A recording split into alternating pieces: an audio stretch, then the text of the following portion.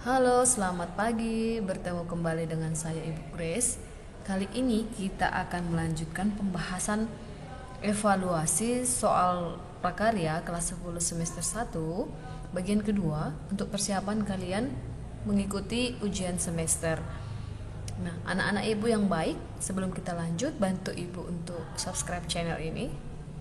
Klik lonceng notifikasinya. Terima kasih.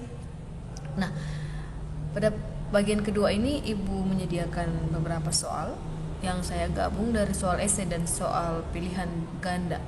Yang pertama, transportasi pada prinsipnya adalah proses perpindahan orang atau barang. Berikut penyebab adanya biaya transportasi kecuali. Nah, kita fokus pada topik biaya transportasi. Nah, yang pertama adalah konsumsi bahan bakar minyak. Ini pasti. Yang kedua, pemeliharaan kendaraan. Ini wajib ya. Yang ketiga, modal yang diinvestasikan dalam kendaraan dan peralatan. Ini juga bisa jadi. Nah, D, penggunaan tenaga supir. Ini juga sangat pasti karena tidak mungkin kendaraan jalan tanpa adanya supir.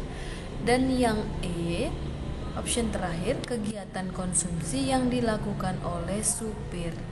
Nah, dari option A sampai E, jawaban yang paling tepat itu adalah E, kegiatan konsumsi yang dilakukan oleh supir.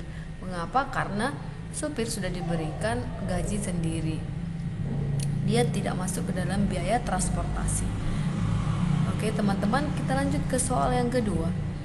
Transportasi tidak pernah lepas dari proses logistik. Nah, sekarang kita membahas tentang logistik. Karena pada dasarnya proses logistik diarahkan untuk mengoptimalkan proses produksi, yaitu untuk melakukan optimasi terhadap A, biaya dan waktu, biaya waktu dan kualitas, kuantitas dan kualitas, D, waktu dan kuantitas, E, biaya, waktu dan kuantitas. Nah, option yang paling tepat itu antara B dengan E. Kalau hanya biaya dengan waktu, tidak mementingkan kualitas, itu pasti tidak baik untuk proses logistik. Maka mana yang harus kita pilih, B atau E?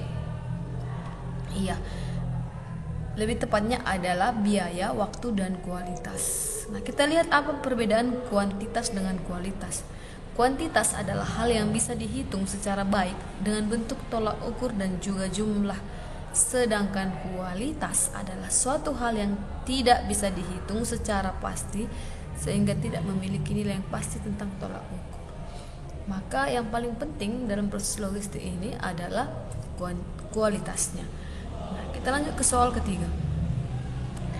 Soal ketiga, proses pengelolaan strategi dalam hal pembelian, pergerakan, dan penempatan material, inventori barang melalui organisasi saluran marketing disebut A, transportasi, B, logistik, C, manajemen logistik, D, manajemen transportasi, E, transportasi dan logistik. Mari kita lihat satu persatu definisi dari option A sampai dengan E. Transportasi adalah proses perpindahan barang, manusia, jasa dari satu tempat ke tempat yang lainnya. Di awal juga tadi sudah Ibu jelaskan. Sedangkan logistik adalah suatu rangkaian upaya yang mencakup efektivitas perencanaan, implementasi, sampai pengawasan atas suatu proses perpindahan produk barang atau jasa, energi atau sumber daya lain dari mulai titik awal hingga titik pengguna. Sedangkan manajemen logistik adalah suatu bagian dari upaya supply chain management yang mempunyai fungsi penting untuk proses pelaksanaan, perencanaan, serta pengendalian efektivitas dan efisiensi penyimpanan serta distribusi barang, pelayanan, serta informasi hingga pada suatu titik konsumsi agar bisa memenuhi kebutuhan para konsumen. Yang terakhir adalah manajemen transportasi sebagai usaha dalam mencapai tujuan yang telah ditentukan dengan penghasilan jasa angkutan oleh perusahaan angkutan sedemikian rupa sehingga dengan tarif yang berlaku dapat memenuhi kepentingan umum. Nah, kata kunci dari soal ini adalah proses pengelolaan strategi dalam hal pembelian, pergerakan dan penempatan material, inventory barang. Nah, inventory barang itu adalah tugasnya jasa logistik. Nah, maka kita lihat tinggal option B dengan C. Logistik itu adalah rangkaian upaya yang mencakup efektivitas perencanaan, implementasi sampai pengawasan atas suatu proses perpindahan produk, barang atau jasa. Nah, sedangkan yang ditanya adalah proses pengelolaan. Berarti lebih tepat kepada memanajemen. Proses pelaksanaan. Di sini ada dijelaskan pada manajemen logistik. Jadi jawabannya adalah C. Soal berikutnya, perusahaan harus mengirimkan barang atau jasa sesuai dengan keinginan atau spesifikasi konsumen tanpa berubah sedikit pun. Hal tersebut sesuai dengan titik-titik logistik. Nah, jika kita membeli sebuah paket dari sebuah toko, maka kita mengharapkan bahwa paket tersebut sampai kepada kita sesuai dengan apa yang kita pesan. Nah, itu merupakan pengertian logistik, fungsi logistik, apakah tujuan logistik atau visi logistik ataupun misi logistik. Nah, pada slide sebelumnya Ibu sudah menjelaskan pengertian logistik, maka bukan jawabannya ya. Yang kedua, fungsi logistik. Kita lihat, fungsi logistik adalah mengirimkan barang serta bahan lainnya dalam jumlah yang tepat dan sesuai waktu yang dibutuhkan ke lokasi yang dituju dengan biaya terendah. Jadi mengirimkan barang serta bahan lainnya dengan jumlah yang tepat dan sesuai waktu yang dibutuhkan ke lokasi. Ini hanya lebih orientasinya kepada jumlah, dan waktunya. Nah, kita lihat tujuan. Tujuan logistik adalah mendapatkan barang, waktu, jumlah dan kondisi yang tepat dengan biaya yang terjangkau, namun tetap mampu memberikan keuntungan bagi penyedia jasa logistik. Tujuannya adalah mengantarkan barang kepada konsumen secara tepat, tapi tetap mampu memberikan keuntungan bagi penyedia jasa logistik. Nah, ini agak mirip-mirip ya teman-teman ya. Nah, kalau visi logistik adalah biasanya rata-rata itu menjadi penyedia solusi logistik terpadu yang terpercaya, terluas dan andal serta terkemuka. Ini option D bukan. Nah, kita lihat option C. Misi logistik adalah memberikan pelayanan prima untuk kepuasan pelanggan jasa logistik, membantu pelanggan dalam memaksimalkan efisiensi biaya dan sebagainya. Nah, kira-kira jawabannya yang mana ya teman-teman ya? B, C atau E? Iya. Jawaban yang paling tepat itu adalah E, misi logistik. Mengapa? Karena dia misinya yang pertama adalah memberikan pelayanan prima untuk kepuasan pelanggan. Jadi kalau kepuasan pelanggan, kalau kita memesan barang sesuatu, kita harapkan bukan hanya jumlahnya yang sampai kepada kita dengan tepat, bukan juga hanya waktunya saja yang tepat, tetapi juga bentuknya dari awal kita memesan tidak ada perubahan. Jadi jawabannya adalah misi logistik. Kita lanjut ke soal kelima. Tuliskanlah beberapa tujuan pengawetan makanan. Yang pertama adalah memperpanjang umur simpan bahan makanan. Kedua, memberikan nilai ekonomis yang lebih tinggi. Ketiga, mencegah atau memperlambat pertumbuhan mikroba. Keempat, mencegah kerusakan yang disebabkan oleh faktor lingkungan termasuk serangan hama. Kelima, mencegah atau memperlambat laju proses dekomposisi autolisis dari bahan makanan. Yang terakhir adalah mencegah atau memperlambat kerusakan mikrobial. Nah, teman-teman, inilah 6 tujuan pengawetan makanan. Jika kalian masih menemukan yang lain, boleh ditambahkan. 6. Tuliskanlah perbedaan tanaman serealia, kacang-kacangan, dan umbi-umbian. Ya, ini masuk kepada materi budidaya tanaman pangan. Yang pertama, serealia adalah sekelompok tanaman yang ditanam untuk dipanen biji dan bulirnya sebagai sumber karbohidrat dan pati. Contoh tanaman serealia adalah padi, jagung, gandum, sorghum, dan jelai. Kedua, kacang-kacangan adalah kelompok biji-bijian yang berukuran lebih besar dibandingkan dengan serealia dan digunakan sebagai sumber pangan dan pakan. Contoh kacang hijau dan kacang tanah. C. Yang ketiga, umbi-umbian adalah bahan nabati yang diperoleh dari dalam tanah. Contohnya singkong, umbi talas, dan umbi rambat. Nah, soal ketujuh. Tanaman singkong atau yang dikenal dengan ubi kayu merupakan tanaman berkayu yang dipanen umbinya. Nama Latin dari ubi kayu adalah A. Manihot utilissima L. B. Giamais L. C. Vigna radiata L. D. Hipomea batatas L. Dan E. Oryza sativa L. Kita lihat dari E. Oryza sativa itu adalah nama Latin tanaman padi. Hipomea itu nama Latin ubi jalar. Vigna itu nama Latin kacang hijau. Giamais untuk jagung. Berarti jawabannya adalah Manihot utilissima. Oke, kita lanjut ke soal nomor 8. Tuliskan umur panen tanaman serealia. Tadi pada slide sebelumnya Ibu sudah menyebutkan jenis-jenis tanaman serealia. Yang pertama, jagung, umur tanamnya adalah 86 sampai 96 hari setelah tanam. Nah, ini jagung ya. Padi 110 hari, tergantung varietasnya. Yang ketiga, gandum 85 sampai 134 hari, tergantung varietas dan ketinggian suhu lingkungan. Nah, ini gandum. Sorghum 80 sampai 100 hari, tergantung varietasnya. Inilah umur panen tanaman serealia mulai dari tanam. Soal ke-9. Ini kita mulai menghitung HPP. Pada suatu kali produksi pembuatan tepung jagung, seluruh biaya yang dikeluarkan adalah 15 juta. Dengan jumlah produksi yang dihasilkan adalah 3.500 kilo tepung. Berapakah HPP per kilo tepung jagung tersebut? A. 1.500.000, B. 5.000, C. 4.286, D. 4.300, dan E. 4.284. Nah, teman-teman perlu kita ketahui rumus HPP adalah biaya produksi dibagi jumlah produksi. Ini harus tetap diingat ya. Nah, mari kita menghitung. Maka HPP-nya adalah seluruh biaya itu 15 juta dibagi jumlah produksi 3.500. Maka hasilnya adalah 4.285,71. Nah, ini kita bulatkan menjadi 4.286. Jawabannya adalah C. Baik, kita lanjut ke soal nomor 10.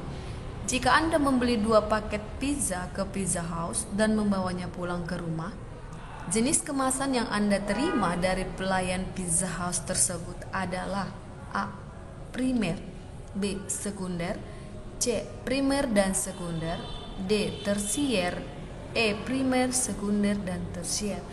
Nah, teman-teman, seperti yang sudah kita pelajari pada pelajaran prakarya, ada 3 jenis kemasan. Yang pertama adalah primer, sekunder, dan tersier. Nah, jika kita membeli pizza 2 box, kita akan diberikan paket seperti di gambar ini.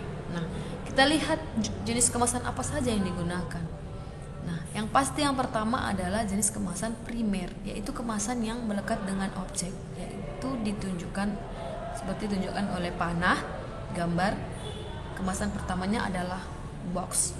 Nah, kemasan kedua adalah kemasan sekunder. Yang mana kemasan sekundernya? Kemasan sekundernya adalah plastik. Nah, jadi teman-teman, jika hanya membeli 2, kita hanya diberikan 2 kemasan, yaitu primer dan sekunder. Kecuali kita membelinya banyak mungkin, maka mereka akan menambahkan 1 box besar lagi untuk melindungi kemasan sekunder kita. Nah, jadi teman-teman, fungsi kemasan sekunder di sini adalah melindungi kemasan primer. Oke, jawabannya adalah C. Kita lanjut ke soal nomor 11. Hal yang perlu diperhatikan untuk membuat kemasan produk adalah A. Jenis produknya, B. Pasar yang dituju. Yang A dan B pasti benar ya. C. Harga produk, ini juga benar. D. Segmen pemakaian, ini juga benar. E. Bisa digunakan ulang. Iya, kemasan itu kalau boleh diharapkan tidak untuk didaur ulang ya teman-teman ya, maka jawabannya adalah bisa digunakan ulang karena pilihannya adalah kecuali. Oke, soal nomor 12. Label adalah yang selalu melekat dengan kemasan produk. Ketika membeli sebuah makanan dengan merek X, terdapat banyak tulisan label di kemasannya. Komposisi makanan merupakan bagian dari label. A. Produk, B. Tingkat, C. Merek, D. Deskriptif. Nah, kita bahas satu persatu. Label produk adalah bagian dari pengemasan sebuah produk yang mengandung informasi mengenai produk atau penjualan produk. Contoh, informasi gizi, logo halal, BPOM, sertifikat halal dari MUI, dan sebagainya. B. Label tingkat adalah mengidentifikasi mutu produk. Label ini bisa terdiri dari huruf, angka, atau metode lainnya untuk menunjukkan tingkat kualitas dari produk itu sendiri. Contoh, M, L, XL untuk pakaian, nah, dan lain-lain. C. Label merek adalah nama merek yang diletakkan pada sebuah kemasan produk. Contoh seperti Indomie, Sostro, dan lain sebagainya. D. Label deskriptif adalah informasi objektif tentang penggunaan, konstruksi, pemeliharaan, penampilan, dan ciri-ciri lain dari sebuah produk.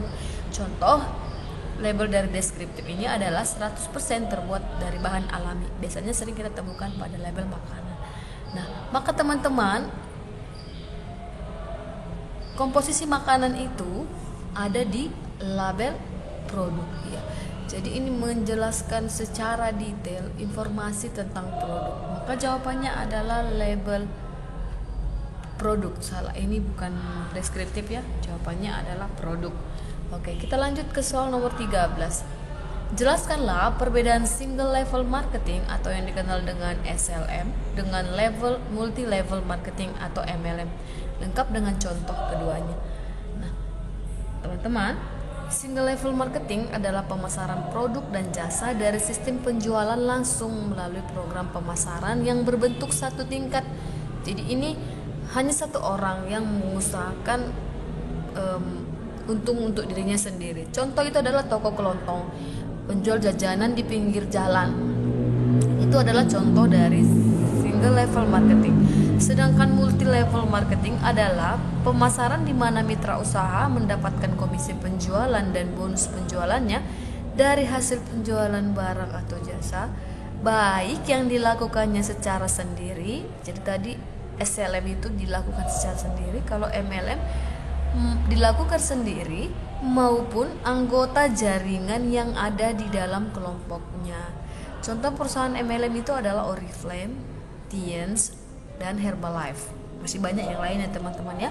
Kalau diilustrasikan di dalam gambar dia seperti ini. Ini single level marketing. Jadi dia penjualnya menjajakan secara langsung usahanya kepada orang lain. Nah, kalau dia MLM seperti ini. Jadi kita anggap ini si X, dia adalah ownernya. Nah, dia mendapatkan dua kaki, cabang namanya, dua kaki kiri dan kaki kanan. Nah, masing-masing kakinya ini mencari lagi kaki kiri dan kaki kanan. Nah, jika yang di bawah ini mendapatkan penjualan, maka semua yang di atas akan mendapatkan keuntungan sampai kepada owner. Demikian ya, kita masuk ke soal 14. Jelaskan 4 teknik pengolahan pengawetan makan awetan nabati lengkap dengan contoh makanan. Ini soal yang terakhir. Yang pertama, pendinginan dan pembekuan, yaitu teknik pengawetan yang dilakukan dengan menyimpan makanan di atas suhu pembekuan bahan, yakni minus 2 derajat Celcius sampai 10 derajat Celcius. Umumnya, teknik pendinginan dapat mengawetkan makanan selama beberapa hari atau minggu. Contoh, sayur dan buah yang disimpan di lemari pendingin. 2. Pengeringan adalah memanfaatkan sinar matahari dan pengeringan dengan simulasi panas di bawah suhu terkendali di ruang khusus yang disebut dengan dehidrasi. Contoh, menjemuran keripik dan kerupuk. 3. Fermentasi dilakukan dengan memanfaatkan mikroba tertentu guna menghasilkan asam atau komponen lainnya agar menghambat mikroba perusak. Karenanya, proses fermentasi dilakukan tanpa oksigen. Contohnya tempe dan tahu. D. Pengalengan merupakan cara pengolahan yang dilakukan dengan menggunakan suhu sterilisasi, yaitu 110 derajat Celcius sampai 120 derajat Celcius. Tujuannya adalah menyelamatkan makanan dari proses pembusukan. Contohnya adalah buah kaleng. Nah, baik teman-teman, inilah soal pembahasan kita pada bagian kedua. Selamat mempersiapkan diri untuk ujian semester. Semoga kalian dapat menyelesaikan ujian kali ini.